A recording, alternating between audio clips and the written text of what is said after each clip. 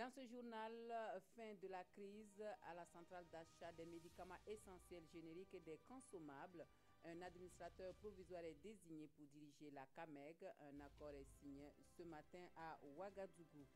Et puis, un attentat au camion fait 4 morts et une quinzaine de blessés à Stockholm. Le drame s'est produit dans une rue piétonne. La police recherche toujours le chauffeur du véhicule. Nous aurons également dans ce journal le point à mi-parcours du projet pour l'autonomisation des femmes et le dividende démographique au Sahel avec notre invité, M. Abdoul Karim Ouedraogo, coordonnateur du PADS, qui va nous présenter la structure, le programme d'appui au développement sanitaire. Bonjour, merci de suivre les actualités de la mi-journée sur la télévision du Burkina. Un excellent appétit si vous êtes à table. Les protagonistes dans la crise à la CAMEG renoncent à leurs fonctions pour une sortie de crise définitive à la centrale d'achat des médicaments essentiels génériques et des consommables. Un administrateur provisoire est nommé pour diriger la structure. Un accord est signé ce matin à Ouagadougou. Le point avec Olopoda.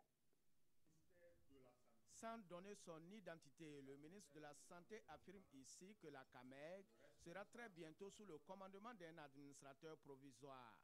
Ni le directeur général Jean Chrysostome Kadeba, ni le directeur général intérimaire contesté Damien Koussoubé ne dirigeront la nationale des médicaments. Il en est de même pour Salifou Konfé et Boka Kouyaté pour la présidence du conseil d'administration. Tous ces protagonistes acceptent de renoncer à leurs fonctions pour une solution à l'amiable de sortie de crise. Bien sûr, l'accord est en 3 points. Premièrement, c'est accepter, que toutes les parties acceptent de renoncer aux actions judiciaires pour résoudre la crise. Donc ça, c'est acté par la signature. Deuxièmement, que toutes les parties qui avaient des responsabilités au sein de la CAMEG acceptent et qui étaient en conflit judiciaire acceptent de renoncer à leurs responsabilités et à trouver à l'amiable des solutions à ce qui les opposait. Et troisièmement, la crise sera résolue avec l'installation d'un administrateur provisoire selon le modèle CNT, Conseil national de la transition, et donc qui aura un contrat de 6 mois pour deux missions essentielles. La première mission, c'est de nous trouver le statut qui assurera qu'il n'y ait plus de crise de gouvernance au sein de la CAMEG. Cette transition va aboutir à l'adoption de nouveaux textes pour la CAMEG qui, selon le ministre, est une cheville ouvrière pour la réussite de la politique de gratuité des soins pour les femmes enceintes et les enfants de 0 à 5 ans en cours au Burkina Faso. C'est surtout la réponse à la nécessité de l'intérêt général, la réponse surtout à la remise en route de nos politiques en soutien aux populations vulnérables pour leur accès aux soins. C'est ça le prix de cet accord. L'administrateur provisoire sera installé la semaine prochaine, foi du ministre de la Santé qui se réjouit de cet accord trouvé par les différentes parties en conflit. Un accord qui vient mettre fin à une crise juridico-judiciaire sans précédent depuis mai 2016. Direction la représentation nationale où les ministres en charge de l'habitat, de l'agriculture et de l'eau répondent aux préoccupations des députés. Les questions des élus sont liées à la levée de la suspension des lotissements, le devenir du projet ZACA 16 ans après, la réhabilitation des barrages et des plaines et des bas-fonds. Nous suivons la synthèse de la plénière d'hier avec Issaka Ouedraogo et Zalissa Sanfo. Des membres du gouvernement face à la représentation nationale pour répondre à des préoccupations. Brema Bougouma interroge sur le projet ZACA, 16 ans après le lancement des travaux. Rien qu'un grand vide qui se transforme de jour en jour en un nid de délinquance. Et le ministre de l'Urbanisme de reconnaître que le projet ZACA déçoit plus d'un. La raison évoquée pour cette léthargie, le projet ZACA n'a pas eu dès le départ une stratégie globale de gestion du projet. Et Maurice Bonanné promet néanmoins qu'à l'issue de l'audit demandé par le Conseil des ministres, une nouvelle vision va être adoptée pour que cette zone soit fonctionnelle. Et les députés n'en ont pas encore fini avec le ministre. À quand la levée de la suspension des lotissements au Burkina Faso? Pour le ministre, il faut être encore patient et attendre les résultats des travaux de la commission interministérielle sur la question. S'il ne tenait même au ministère de l'Urbanisme, on ne va plus lotir à Ouaga. Voilà, on ne va plus lotir. La ville s'étend en perte de vue et ça cause des problèmes en matière de viabilisation. Plusieurs plaines et des bas-fonds ayant d'énormes potentialités agricoles sont toujours inexploités au Burkina Faso. Foi de la députée Salimata Konaté. Alors le ministre de l'Agriculture est appelé à se justifier sur les actions de son département. Un aménagement coûte très cher. Les moyens aménagements coûtent de 3 millions à 7 millions. Les grands aménagements coûtent de 7 millions à 10 millions. Et le plus souvent, c'est l'entretien qui pose problème après l'aménagement. Le barrage de Touessé, connu sous le nom de barrage Oumarou Kananzo, menace de céder. C'est le constat fait par le député Alidou Sanfo. Mais pourquoi n'est-il pas pris en charge dans le nombre des barrages à réhabiliter? Pour le ministre, la réponse est toute simple. Le barrage ne dispose pas à l'heure actuelle d'études de réhabilitation. Mais une chose est sûre, une étude va être commanditée. Nous mettons le cap à présent sur le Soum pour le constat du quotidien des populations Adjibo, Djiguel, Baraboulé et Nassumbu, des localités qui ont subi donc des attaques terroristes et qui se remettent tant bien que mal de la psychose due à ces actes. La tranquillité ambiante est rassurante et la sécurité y est pour beaucoup. Constat fait pour nous par Adam Aguiti et Omar Zombri. Aujourd'hui, ce n'est pas jour de marché à Djibo. Ici, seuls les mercredis sont consacrés jours de marché. Et nous sommes jeudi, mais comme tous les jours, le marché reste ouvert à tout visiteur et potentiel acheteur. Avant, à cause de la psychose, beaucoup ne venaient plus au marché, d'autres avaient même quitté la ville et l'économie tournait au ralenti. Mais depuis quelque temps, les choses commencent à changer. Non, maintenant, dans la nuit, on peut dormir au dehors maintenant. On sent que ça va. Effectivement, le marché là, ça marche un peu quoi. Moi, je suis là pour organiser mon festival le 23 avril prochain parce que c'est pour dire aux gens que si on peut chanter, danser, c'est qu'à Djibo, ça va. Nous quittons Djibo pour Baraboulé. Tout au long de notre périple, nous trouvons des habitants tranquilles chez eux à la maison ou au forage pour chercher de quoi boire. Rien d'inquiétant dans cette localité, la vie est redevenue comme avant. La vie était assez difficile, comme je le disais, parce que l'état d'esprit s'est limité à un seul mot, c'était vraiment la psychose. Parce que quand tu couches la nuit, tu n'es pas sûr de te réveiller, et si tu te réveilles, tu ne sais pas si tu verras le soir. Et merci Dieu, merci. En tout cas, les plus hautes autorités ont pris conscience. Les actions ont été menées. Aujourd'hui, en tout cas, la sérénité est de retour. C'est la sérénité aussi à Nassumbu. Nous sommes allés faire un tour vers le centre de santé et de promotion sociale. Grâce à la présence des militaires ici, à Nassumbu, tout se passe bien. Nous leur sommes reconnaissants. La vie, ça va ici, en tout cas, tout est normal. À Djibo, Djiguel, Baraboulé comme à Nassumbu, la vie a repris son rythme normal. Dans toutes ces localités, contrairement à ce que certains pourraient penser, les populations vaquent paisiblement à leurs occupations, comme par exemple aller à la fontaine ou au moulin, ou encore aller au marché. Bref, des habitudes de tous les jours, de quoi faire revenir ceux qui sont déjà partis. Et on reste dans le Sahel pour faire le point à mi-exécution du projet pour l'autonomisation des femmes et le dividende démographique au Sahel qui est exécuté sur la période de 2015-2019. Pour en parler, nous recevons M. Abdoul Karim Ouedraogo, qui est le coordinateur du PADS. Mais avant de parler du projet, nous allons apprendre à faire plus ample connaissance avec le PADS, qui est le programme d'appui au développement sanitaire. Bonjour, M. Ouedraogo. Oui, bonjour, madame. Et bienvenue sur le plateau du Midi Magazine. Est-ce que vous pouvez brièvement nous présenter le PADS? Qu'est-ce que c'est comme programme? Merci de nous donner l'opportunité de parler du programme d'appui au développement sanitaire à vos téléspectateurs.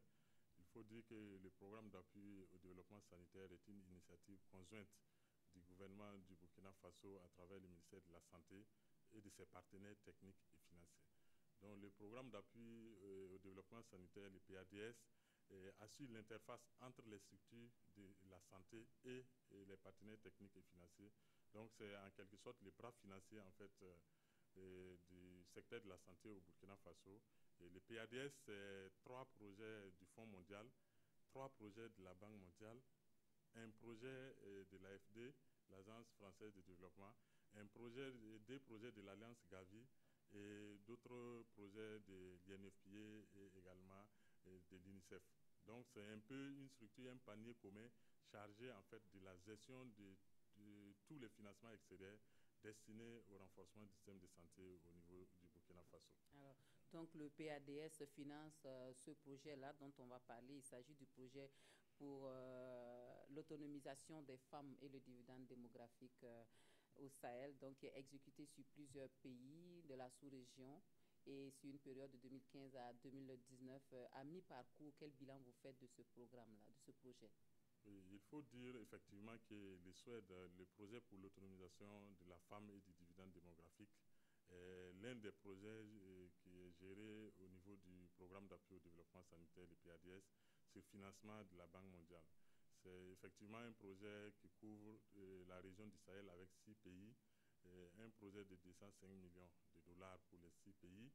Et pour revenir à votre question, il faut dire que le bilan à mi-parcours de la mise en œuvre du SWED, c'est notamment des sous-projets qui sont élaborés. Et ce sont des cadres qui sont formés à la mise en œuvre du projet. Et nous avons également les rapports sur le profil pays du dividende démographique. C'est la monture également de l'Observatoire national du dividende démographique. Et c'est également en fait des plans de travail annuels budgétisés, des PTAB qui ont été élaborés. Et on peut dire que toute la phase du processus du projet est maintenant bouclée et c'est la mise en œuvre active qui doit effectivement maintenant commencer et qui du reste a commencé depuis, disons, le 1er janvier 2017. Donc c'est la phase opérationnelle du projet. Alors durant cette phase opérationnelle, il y aura beaucoup d'activités qui seront menées. Et comment vous comptez atteindre cet objectif-là qui est justement l'autonomisation de la femme, et quel rapport entre cette autonomisation de la femme et l'accès aux structures sanitaires? Oui, il faut dire que pour atteindre l'objectif du projet, nous avons déjà entamé un processus de recrutement des ONG pour pouvoir appuyer en fait la mise en œuvre du projet, parce que le projet doit se mettre en œuvre au niveau périphérique. Donc les ONG vont appuyer les 4 ministères qui sont chargés de la mise en œuvre là, tels que le ministère chargé de la femme et de l'action sociale, et le ministère de la Santé, le ministère de l'Éducation nationale et également le ministère de l'Économie, des Finances et du Développement pour les questions de population. Donc les ONG vont se déployer sur le terrain et également les structures publiques de ces ministères-là vont également mettre en œuvre des activités à travers la planification annuelle qui a déjà été élaborée et dont le financement se fera en fait par le PADS.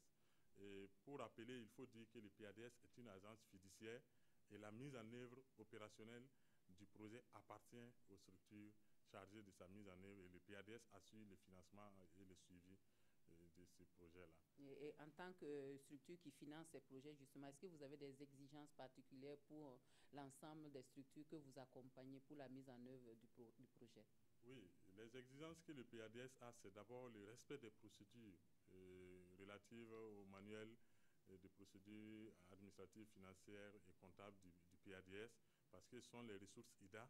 Donc l'utilisation de ces ressources doit suivre vraiment un canevas bien établi, et les structures de mise en œuvre sont déjà formées pour pouvoir utiliser les ressources du PADS.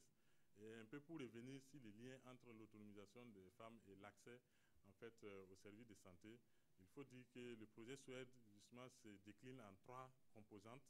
Et la première composante, c'est pouvoir susciter, générer la demande des produits de santé de la reproduction maternelle et néonatale auprès des femmes et des jeunes filles de la région du Sahel. Et la seconde composante, c'est pouvoir, en partant sur la base des théories économiques, une fois qu'on a pu susciter la demande, il faut proposer une offre pour faire face à cette demande-là. Et c'est là la deuxième composante qui va consister à renforcer les capacités opérationnelles de mise à disposition des produits de santé au niveau de la région Sahel, également à former du personnel de qualité, notamment des sages-femmes, aussi avoir des services de soins de qualité. Et la troisième composante, c'est l'appui institutionnel.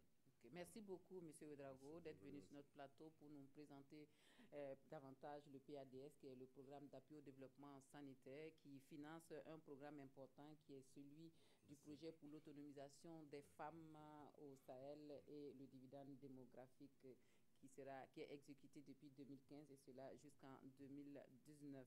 Vous restez avec nous pour la suite de notre journal. Le Burkina Faso accueille du 25 avril au 5 mai prochain le Forum régional africain des jeunes sur le patrimoine. Les jeunes viennent de 30 pays d'Afrique pour ce forum qui se veut stimuler l'engagement dans la conservation et la préservation du patrimoine culturel africain. L'information est donnée par la Direction générale du patrimoine. Des précisions avec Issaka Kafando et Draman Dadian. Cette rencontre annonce les couleurs du Forum régional africain des jeunes sur le patrimoine mondial. Un cadre pour promouvoir l'apprentissage interculturel et d'échange entre jeunes. Il s'agit essentiellement de réunir, de créer un cadre et de permettre aux jeunes d'échanger leurs connaissances concernant les questions liées à la protection du patrimoine mondial, à la connaissance de la Convention sur la protection du patrimoine mondial de 1972. Et il s'agirait également de sensibiliser ces jeunes-là par rapport à toutes les questions liées à la protection du patrimoine dans leur pays et que chaque jeune puisse venir justement échanger son expérience avec les autres. C'est le Burkina qui accueille le forum cette année et au directeur général du patrimoine culturel d'appeler à la mobilisation des jeunes pour la réussite de l'événement. Nous attendons qu'il y ait une large participation des jeunes que nous allons sélectionner, les 30 jeunes que nous allons sélectionner pour participer aux travaux et qu'ils puissent effectivement tirer bon profit des enseignements et des informations qui leur seront communiquées durant ce forum-là. Il est également attendu qu'à l'issue de cela, nous puissions organiser ces jeunes afin qu'ils soient des sortes d'ambassadeurs du Burkina Faso en matière de protection et de promotion du patrimoine culturel. Le forum se tiendra principalement sur les ruines de l'Européniche et à Gawa, sous le signe de l'implication des jeunes dans la protection et la promotion du patrimoine africain. Autre point de l'actualité, à Ouagadougou, on prend une longueur d'avance sur les risques d'inondation en saison pluvieuse à travers une campagne de curage de caniveaux lancée ce matin. L'opération va se dérouler sur 480 km de caniveaux et s'étale sur la période d'avril à juillet prochain. Le coup de pelle est donné par le ministre en charge de l'urbanisme, Nongbakou Dalinda Kabore et Maïmouna Traoré. Le curage de ce caniveau dans l'arrondissement numéro 2 marque le lancement de la campagne de curage dans la ville de Ouagadougou. Selon le ministre en charge de l'urbanisme qui a donné le top de départ de cette campagne, ce grand nettoyage des canaux d'évacuation des eaux vise à minimiser les risques d'inondation et à améliorer le cadre de vie des populations riveraines. L'une des causes principales des inondations que nous connaissons pendant les saisons de pluie dans nos centres urbains, c'est le mauvais état des canalisations qui existent, à savoir leur encombrement par le fait de l'inconscience de certains habitants. Donc nous avons lancé cette opération ce matin pour anticiper. Cette campagne va se dérouler du 8 avril au 8 juillet 2017. Elle a également pour objectif de réduire les cas de paludisme dans la ville de Ouagadougou par l'élimination des eaux stagnantes. Le maire de la ville lance donc un appel à l'ensemble de la population. Nos caniveaux ne sont pas des poubelles. Et vous avez vu ce que nous avons sorti dans ces caniveaux. Il n'y a pas que de la terre. Il y a des pneus, il y a des sachets. C'est tout cela qui empêche l'écoulement de l'eau. Donc c'est cet appel que nous lançons à la population. Et une campagne va s'en suivre pour continuer à informer et à apporter la bonne information, en tout cas pour que les gens puissent avoir un comportement civique.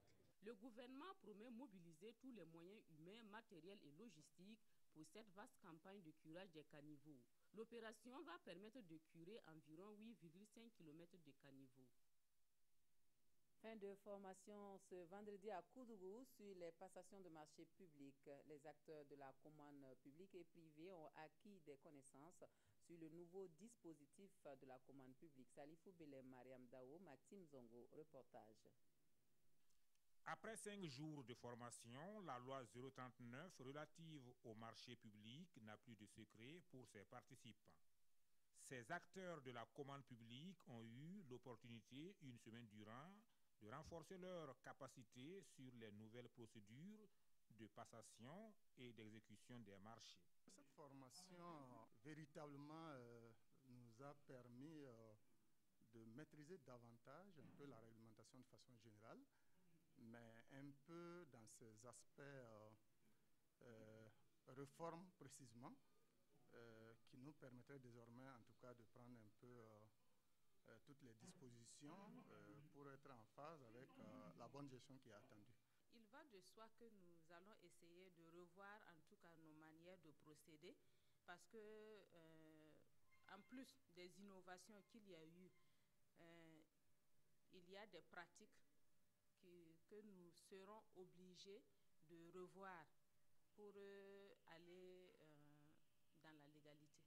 Pour le cabinet Wellmouth Consulting, initiatrice de la formation, son opportunité n'est plus à démontrer. En dehors également de ces innovations, nous avons également échangé sur les acteurs de la dépense publique. Il y a eu un tir groupé sur le contrôleur financier qui rejette souvent les dossiers.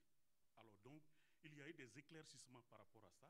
La loi 039 est en vigueur depuis le 2 décembre 2016 afin de rendre plus digeste les passations de la commande publique au Burkina. Hors de chez nous, la Suède, qui jusque-là épargnée par la vague d'attentats revendiqués par le groupe État islamique, est victime d'une attaque en plein cœur de Stockholm. Un camion bélier termine sa course dans la façade d'une boutique dans une rue piétonne de la ville. On déplore 4 morts et une quinzaine de blessés. Un attentat au camion bélier s'est produit ce vendredi midi en plein cœur de Stockholm, en Suède. Un camion fou a foncé sur des passants et a terminé sa course dans la façade d'un grand magasin. On déplore au moins 4 morts et 15 blessés, parmi lesquels des enfants. Certains sont grièvement touchés. La police est toujours à la recherche du chauffeur du camion qui a été volé lors d'une livraison à un bar à tapas. Elle a par ailleurs arrêté un homme dans la banlieue nord de la capitale suédoise qui pourrait être lié à l'attentat. Il ressemble fortement à l'individu dont des images avaient été diffusées auparavant, un homme relativement jeune portant une capuche noire, filmé par une caméra à proximité immédiate des lieux de l'attentat. 2 autres personnes ont aussi été entendues par la police. Le Premier ministre Stefan Löfven, qui était en route vers Göteborg pour participer au congrès du Parti social-démocrate, a fait demi-tour. Il a rapidement réagi en déclarant que la Suède avait été attaquée et en confirmant que tout laisse penser à un attentat. Il a annoncé lors d'une conférence de presse au siège du gouvernement que le pays va renforcer ses contrôles aux frontières. Le drame s'est produit dans la rue piétonne la plus fréquentée de la capitale, Drottninggatan. La circulation dans les métros et les trains de banlieue a été entièrement interrompue avant de reprendre dans la soirée. La Suède avait été jusque-là relativement épargnée par la vague d'attentats, souvent revendiqués par des groupes djihadistes. Et puis les désaccords entre Washington et Moscou qui éclatent au grand jour au lendemain de l'attaque aérienne américaine sur la Syrie. Les États-Unis profèrent des menaces d'aller plus loin. Au lendemain du raid aérien américain sur la Syrie, le chef des affaires politiques à l'ONU a rappelé vendredi que la situation en Syrie nécessitait plus que jamais une action immédiate de la communauté internationale. Mais ce sont surtout les désaccords entre Washington et Moscou qui ont éclaté au grand jour au Conseil de sécurité des Nations Unies. Jeudi, le lancement de 59 missiles sur la Syrie a provoqué la colère de la Russie. Nous condamnons fermement les actions illégitimes des États-Unis. Les conséquences pourraient être extrêmement préjudiciables à la stabilité régionale et internationale. Nos militaires ont détruit une base aérienne d'où était partie une attaque chimique. Nous avions toutes les raisons pour le faire. Il était temps de dire stop et d'agir. Bachar al-Assad ne doit plus jamais utiliser d'armes chimiques. Jamais. Mais l'ambassadrice américaine a surtout averti la Russie que d'autres frappes aériennes n'étaient pas exclues en Syrie, si nécessaire. Nous sommes prêts à en faire plus, mais nous espérons que cela ne sera pas nécessaire. Il est temps pour toutes les nations civilisées d'en finir avec les horreurs qui ont eu lieu en Syrie et qui nécessitent une solution politique. Malheureusement, aujourd'hui, l'appel lancé pour faire avancer le processus politique est hypocrite après cette attaque militaire. Mais Washington est remonté au créneau, accusant Moscou d'avoir manqué à ses obligations en Syrie. La Russie était censée avoir retiré toutes les armes chimiques de Syrie, mais manifestement, cela n'est pas le cas. La République arabe de Syrie a rappelé que l'armée syrienne ne dispose pas d'armes chimiques et qu'elle n'a jamais utilisé ce type d'armes dans aucune de ses opérations contre des groupes terroristes. La Syrie condamne l'utilisation injustifiée de ce type d'armes, quel que soit le contexte. Laissez-moi vous rappeler que ces armes ont été utilisées et stockées dans différentes régions de Syrie par les organisations terroristes armées. Fin des informations de la mi-journée. Merci de votre attention. Un très bon week-end à tous et à toutes.